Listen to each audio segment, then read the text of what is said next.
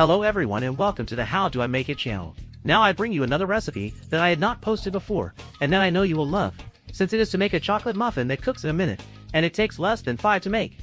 So you can have it ready for after eating or to offer it to your visitors if you have nothing else, and it tastes delicious. You can accompany it with milk, with ice cream, in short, with whatever you want. So without further ado, let's see what we need. We are going to need a cup, but make sure it is a ceramic one, since this way the muffin will cook well because it maintains the heat much better than a glass one, and also we do not run the risk of it breaking. In this case, I used abuelita chocolate, but it is much better with dark chocolate, and they also say that it is better for our health. But the one you have on hand and melts well will be perfect. It's 1/4 of a large bar.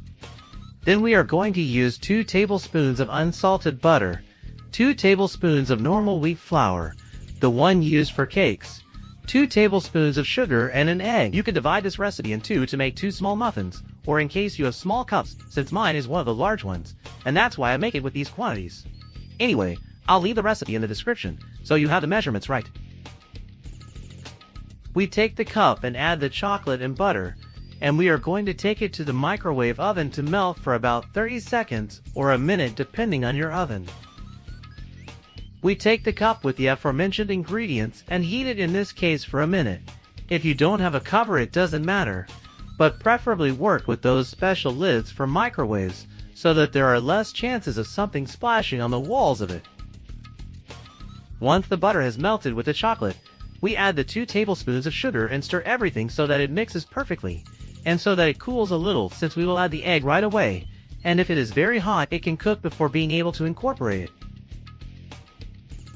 Once we beat the mixture of chocolate with butter and sugar, we add the egg, making sure that the mixture is not very hot, so that the egg does not cook before beating it. We stir very well until we see that everything is perfectly incorporated. Now everything is mixed, we only need to add the 2 tablespoons of flour. We beat perfectly so that there are no lumps, and we see that it already has a more viscous consistency like that of a cake mix. And then we put it in the microwave to cook.